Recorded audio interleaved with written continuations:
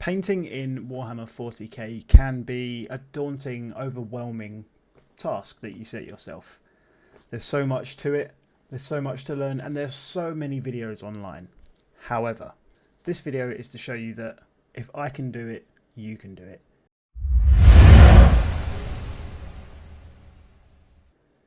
So on screen now, you'll see the first ever Warhammer 40k mini that I built and painted.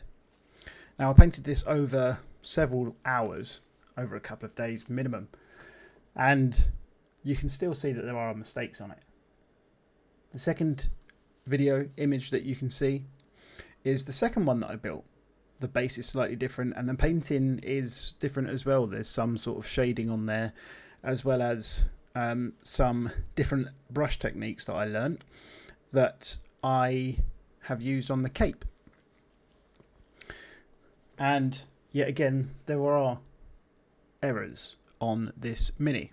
Now, if we go to the third one, I made a bit of a mistake with this one and I ended up trying to do like a plasma effect on the gun. Didn't really work out too well, like a glow. But again, it's a completely different one. There's different techniques again, and in this time I built a resin type of base for it, which was actually really fun. However, the cape on this one is different to the one that I done on the last one, and I actually prefer this look over the other one. However, this is not anything clear of mistakes, just like yours won't be. So please remember, when you are starting Warhammer 40k, no matter how many videos you watch, no matter how much you enjoy painting, no matter how much you beat yourself up after the mistakes that you make, you will not be pro from the start. You might be someday, and congratulations if you get that far. But the first few minis that you make and start to paint them, enjoy it, learn from the mistakes that you make. Because the only way to learn is to make mistakes. Because you need to make mistakes to see how you can improve next time. So, do not let pros put you off. Do not compare yourself to professional painters or people that have been painting for years, because you just won't be at that level. And that's something that I found not difficult to accept, but you know, I wanted mine to look like theirs. And I mean, I think they look quite good for the first three that I've painted, but I know there are mistakes on it. However, from distance or even close up, you can barely notice the mistakes. So please don't beat yourself up over the mistakes that you've made, because they're a learning curve and sometimes they're a happy accident. Remember, I am not a professional. I'm not teaching you what to do. It might be maybe not the way that other people do it, but it's the way that I do it. And if you want to just maybe paint slightly better, maybe take away one of the tips that I give you in this video with 100 different tips in it. I don't know how many tips there are, but let's say there's 100. If you take one away and you go and paint using that tip, then I'm happy.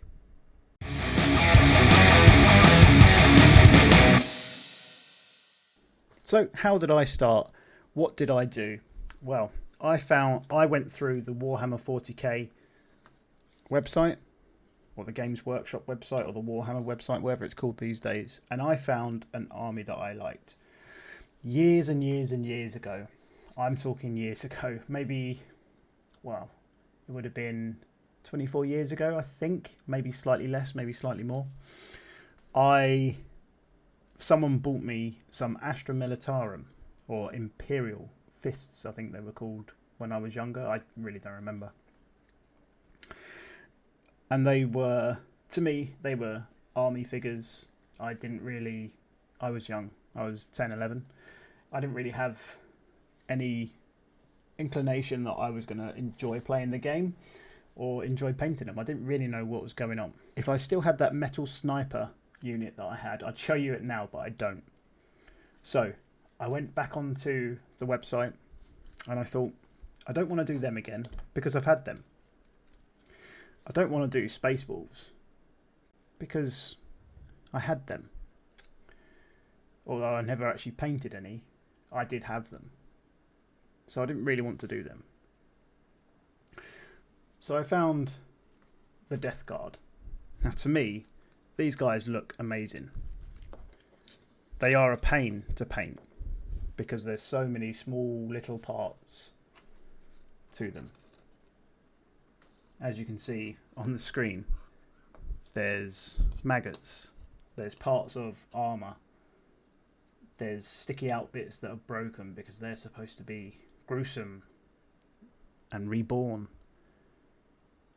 However, I've really enjoyed painting them.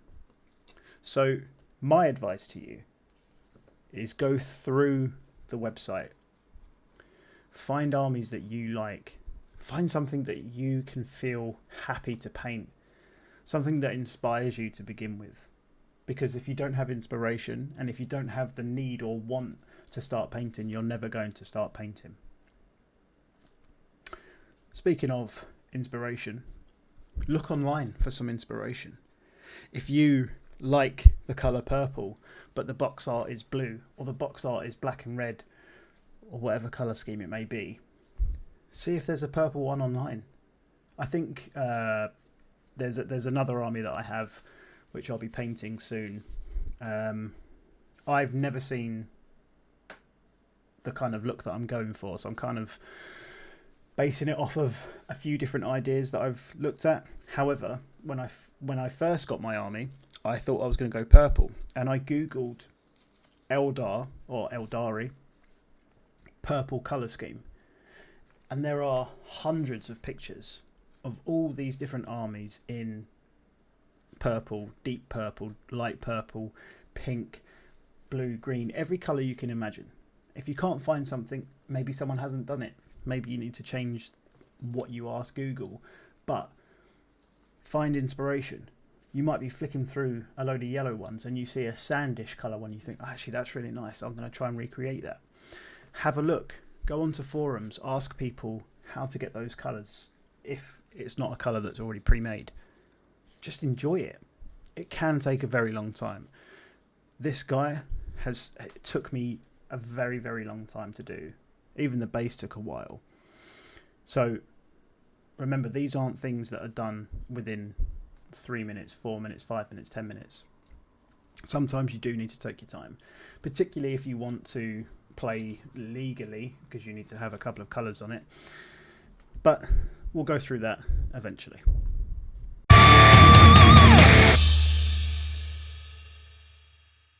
So you've been to the Warhammer store, you've bought them online, however it may be, you have your models, you have your paint, so you've picked a colour scheme.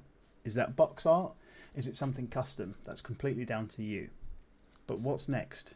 Well, funnily enough, that's what this video is for.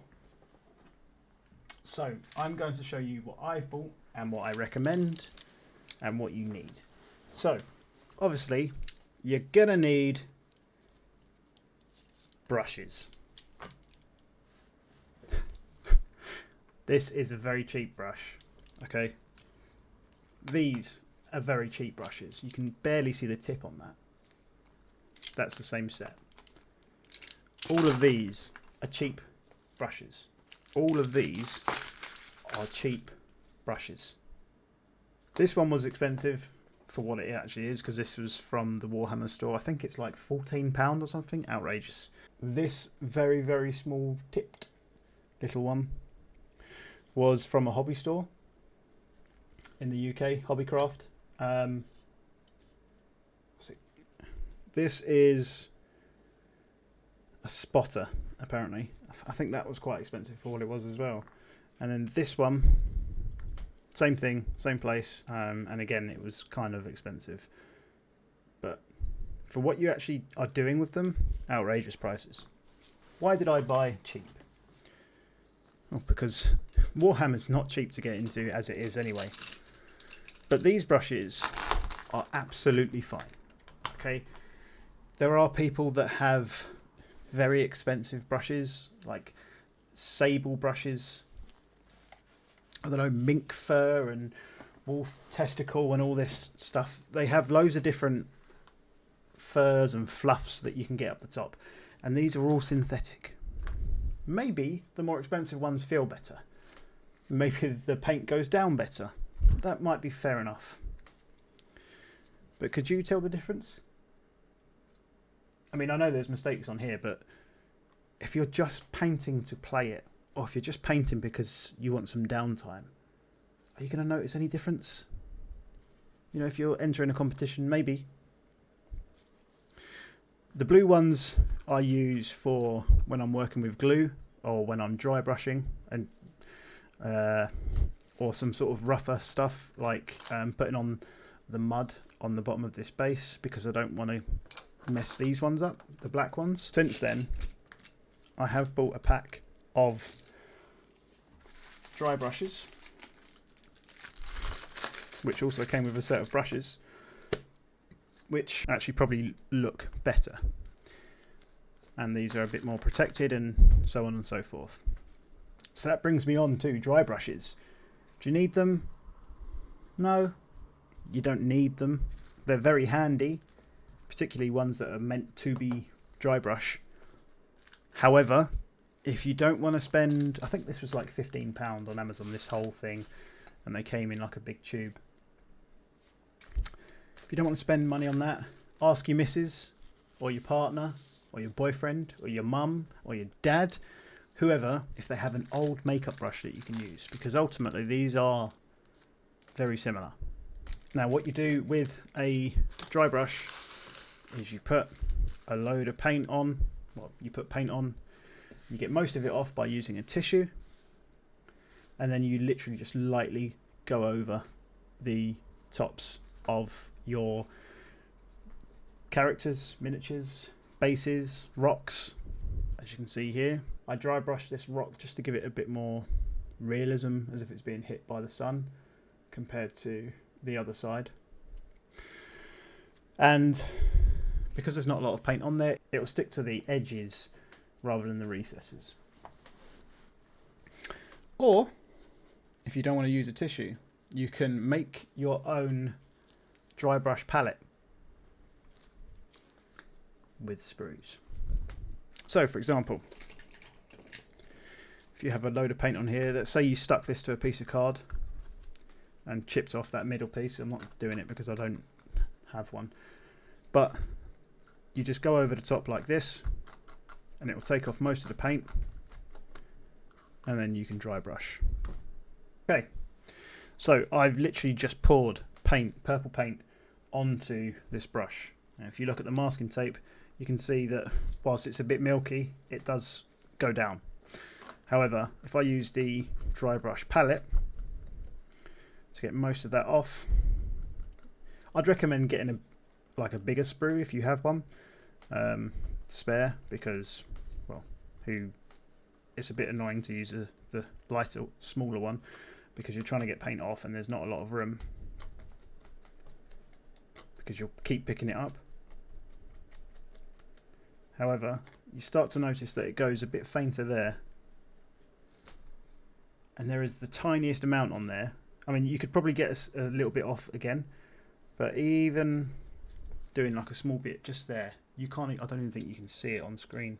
Bear that in mind as something that you can take away from this. Maybe if you have old sprues, maybe you don't have the whole middle piece missing, you've got a load of sprues, place them on a piece of card and you have a dry brush palette if you don't want to keep using tissue. Which brings me on to my next piece of this is a need. Okay, there's no conversation about this, because when I first started, I didn't get one.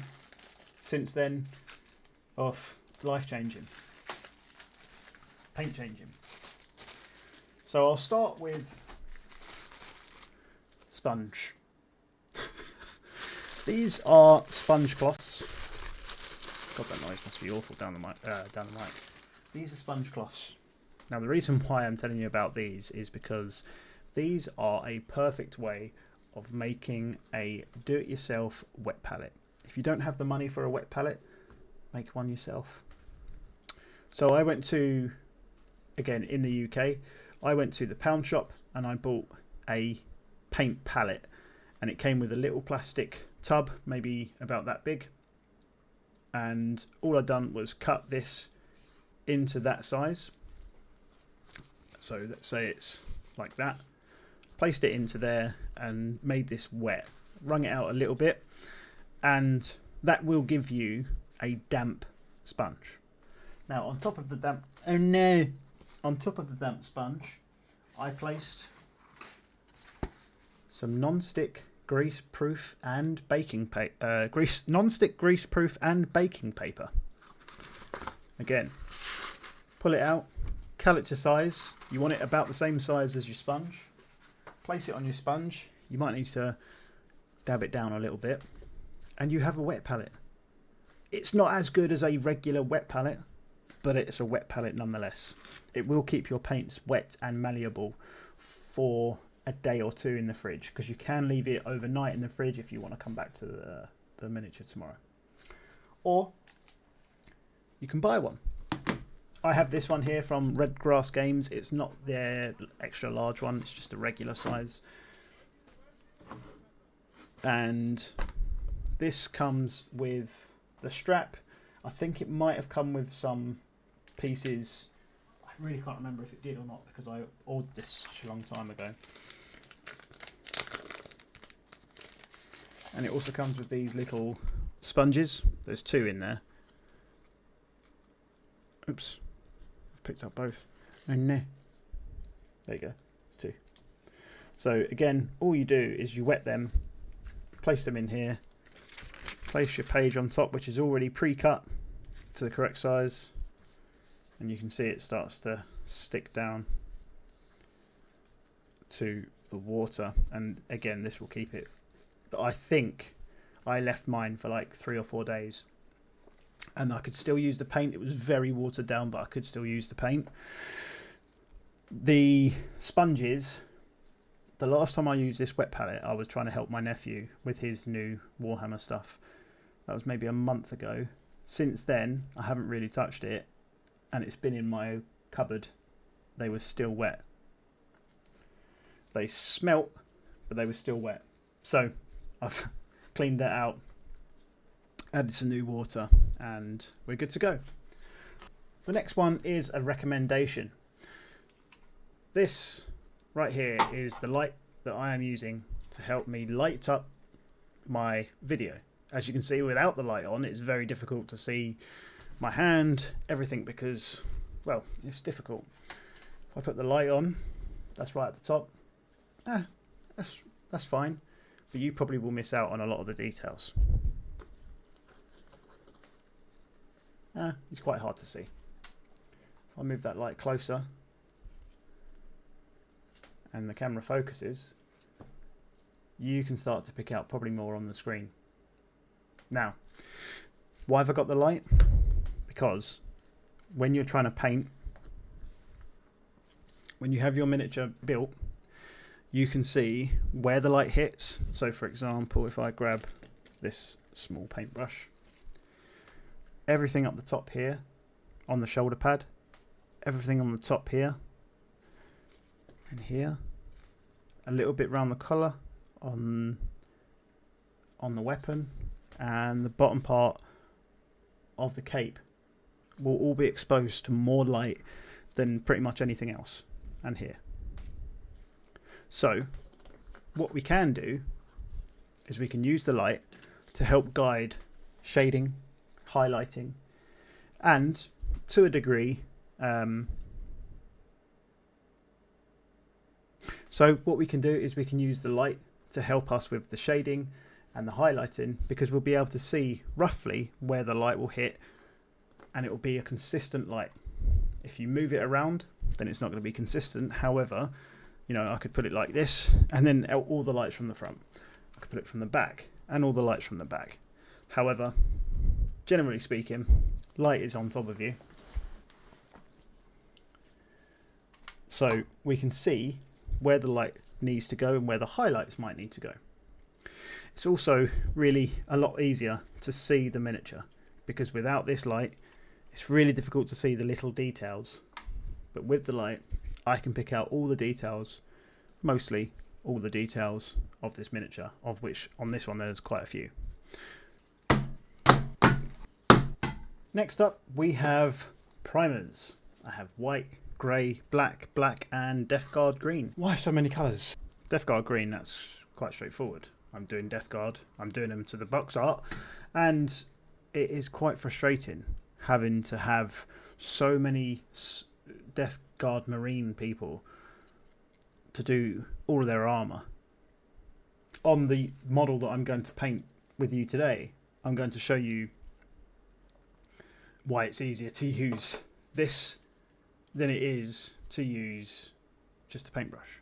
The black really will pull out details. I prime every single model that I do because the grey just looks trash. If you put on a black primer, you end up with this as your model. Now this is the model that I'm going to be painting today alongside you, so that you can see what I do and put everything into practice that I'm preaching. Now you can see that I've primed it 360 degrees. That's because shadows are born from priming. Now I don't need to really worry about the bottom so much. I can paint it, but I don't need to worry about it too much. The tops and the sides are obviously what we're going to be focusing on, and you can see that the majority of the front here will probably be, more than likely, mostly this Death Guard green.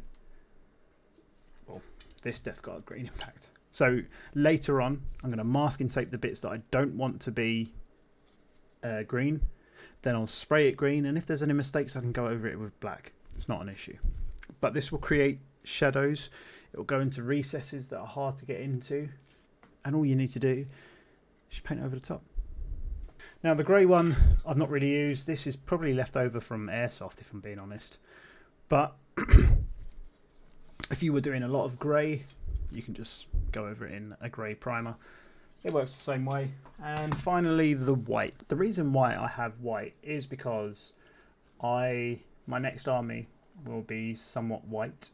However, I will go over them first in black, again, to create natural shadows. Then I'll spray over them in white, believe it or not, because this will help when it comes to adding any other colour that I want to use. Because the white will create, when you go over it with a colour, it will be a lighter colour than when you go over it with black. So for example, on this guy, if I sprayed him white first, the green would be lighter in some spots if I sprayed the white straight down onto him. So remember I said about the light? If I sprayed the white down onto there, everything under here wouldn't get touched by the white, within reason.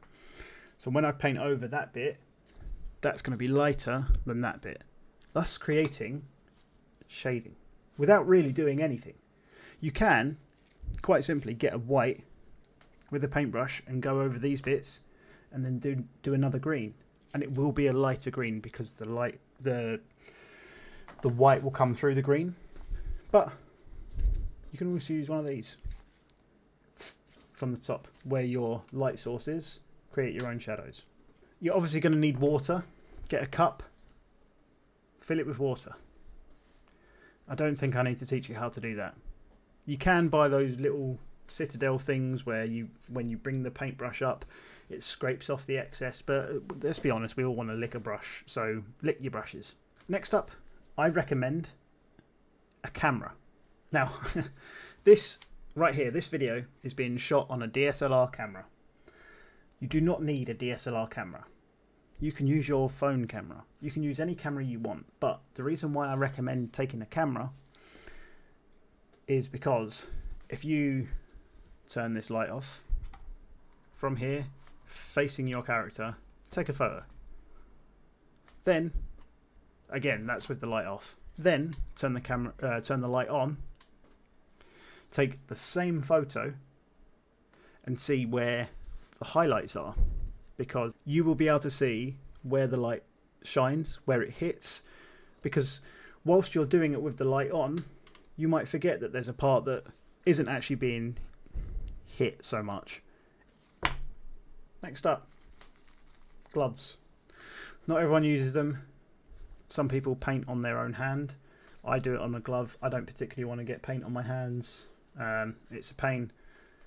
That's as simple as it gets, especially when you spray paint him, gets all over your hand. It's quite hard to get off sometimes. It is a pain. Buy some gloves.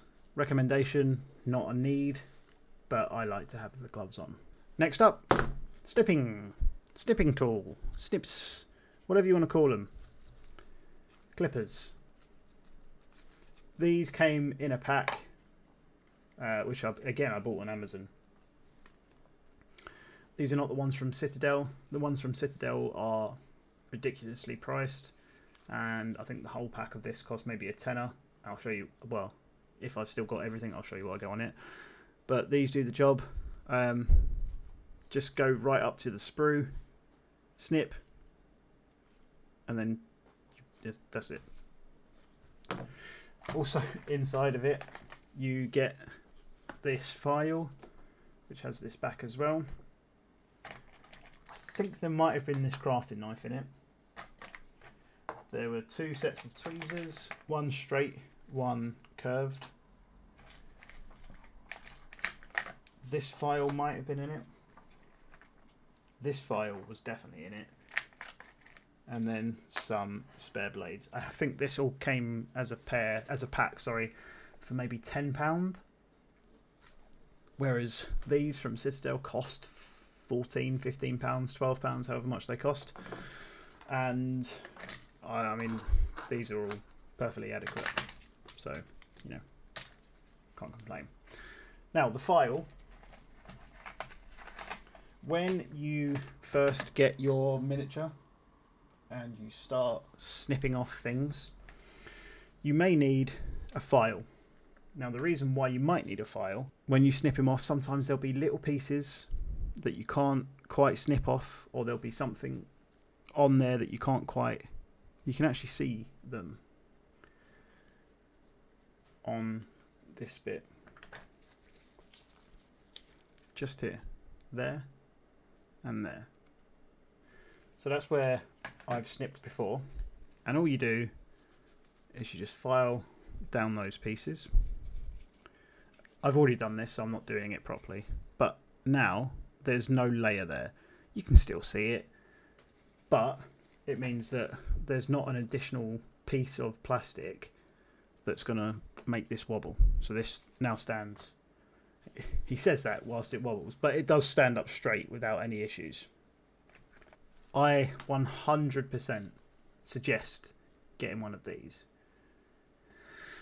because when you have your mini, this is not one of them. However, on his belly, just here, you can see this line. Now this is obviously part of the model, but sometimes when you get your model, you might find that there are what's called mold lines going down it. They are a bit of a pain. In fact, you can see, let's see if I can get this in focus. Can you see in the middle of the blade, just there, there's a whole mold line going up it. Now, to get rid of that, you can use the sharp end of your blade to kind of drag across. You don't need to put much pressure on it, because you don't want to break whatever it is that you're trying to do. And it will scrape off excess plastic, or excess model, in fact.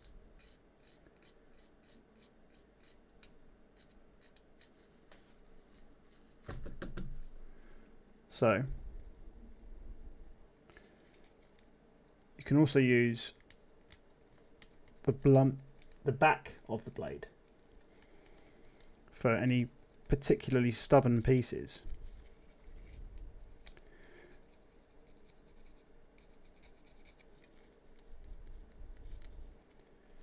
Hopefully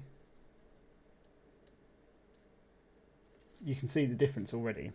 Next up, a miniature holder, just like this. So it frees up one hand for when you're painting. I recommend one of these, but you can also make one yourself. If you've got an old bottle or a cork, you can use the top of the cork with some blue tack underneath the base, stick it on, and then you have one of these essentially. Is panel line accent colour black or brown or whatever colour you want to do. I've gone black because I just think that I'll be using black more than I will brown. What does this do? Well, it's very similar to the glue. It's made by the same company. You have a small tip, and if you dab it on certain areas, so I've done it on the nose of our boy here. Hopefully it's going to pick it up. There we go.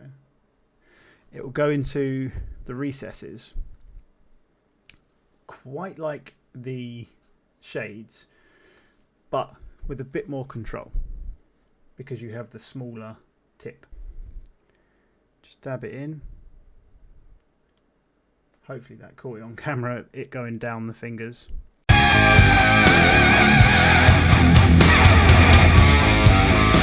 So, as you can see, I have masking taped mostly the back end and the underside and a little bit of the front of our tank here. Now the reason being is because I'm going to spray paint the front and the top with the Death Guard green colour. That's because I don't want to paint all this armour. Now if we make a mistake, so there's a slight opening here where in theory the green paint could go in, we can just paint over it. It's not an issue. So I'm going to go and do that and I'll be back. Okay, as you can see it is still wet and look at the amount of paint I've got on my hand. I should have used my little holder. Anyway, you can see how I've primed it and you can see that there, hopefully you can see, there are little pieces, particularly in the gun, where natural shadow has been made because I've primed it in black first. Now obviously the front here where the missiles are, they'll be painted along with the top of the gun, but you can see particularly on the gun again, like I say, there are natural shadows and crevices that otherwise would have been grey or covered up. Now I'm going to wait for this to dry, and whilst we wait for it to dry, well, I guess we could have a drink or something to eat. Okay, so we now have a primed and then coloured, primed again, tank, a Mythic Blight Hauler. Now if I start to remove this, you can see that there are parts that have been missed out, which is fine. I'm not too fussed about that. Again, we'll go over that. To be honest, the pieces that I've missed, it's probably going to end up being bronze anyway, and other colours, and of course we will always, as per, we'll zhuzh it up with some dark, well, with some mud anyway. So yeah, you can see it's relatively worked. I mean, there's some bits here. Again, is it that bad? Is it that much of an issue? Probably not. Okay, so as you can see, I've put some black paint on the wet palette. You can see it's a bit watery. But what I've done is I've gone around some of the parts that I don't particularly want as green. So there was a few bits up here, particularly down here. You can see it's still slightly wet, sort of inside there. Nothing really on the back. And then again, pieces up here, some bits at the front I've sort of done in black, and on the gun, because I want those black recesses to be in there.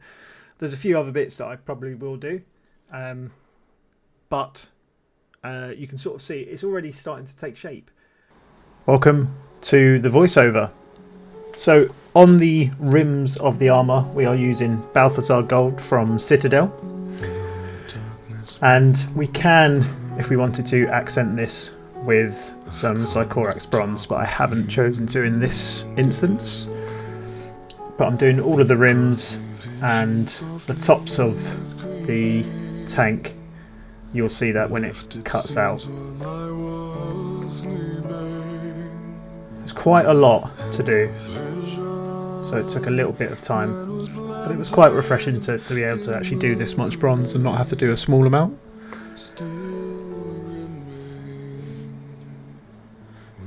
And then we're going to move over to the shining silver from the army painter, and it's basically the undercarriage and the guns, or the mechanical parts. Not too bothered about how shiny it is because we'll be shading that later. Now on all of the fleshy parts, I've done a base layer of Screamer Pink, trying not to paint over the warts and pus bits, don't really know what else to call them, and get it in between the armour where the flesh is showing and around the gun. I've then mixed Fleshkit's yellow and Rakarth flesh to form pus colour. There's quite a lot of dots and warts on the undercarriage part. Well, I wasn't too bothered about that because we're not really going to see it. So I made sure to do the top bits, and then I'm covering the rest of the flesh in a layer of pink horror.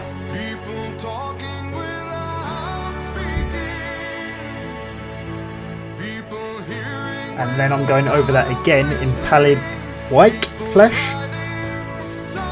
and again we'll shade that out shortly.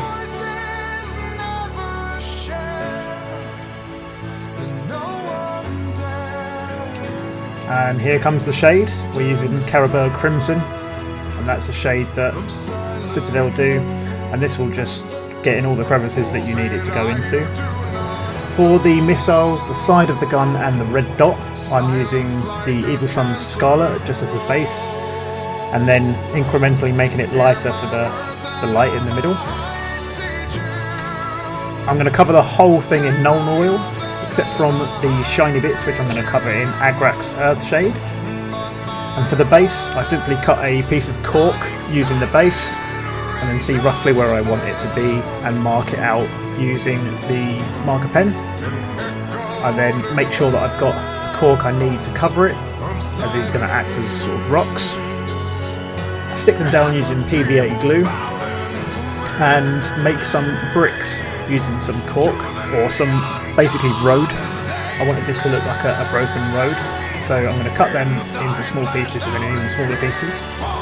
Then I'm going to stick some PVA glue in the middle after painting it all, and this white stuff that you see on the side, believe it or not, that's actually not used cat litter. Perfect rocks and cheap.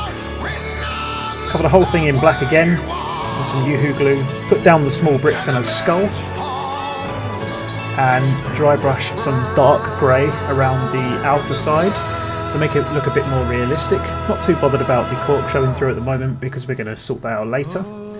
I then go in with a dry brush of a lighter grey, and then I go with Technical Mud to form the mud, and then add in some tufts of various sizes in various places, knowing roughly where I'm going to be putting the tank.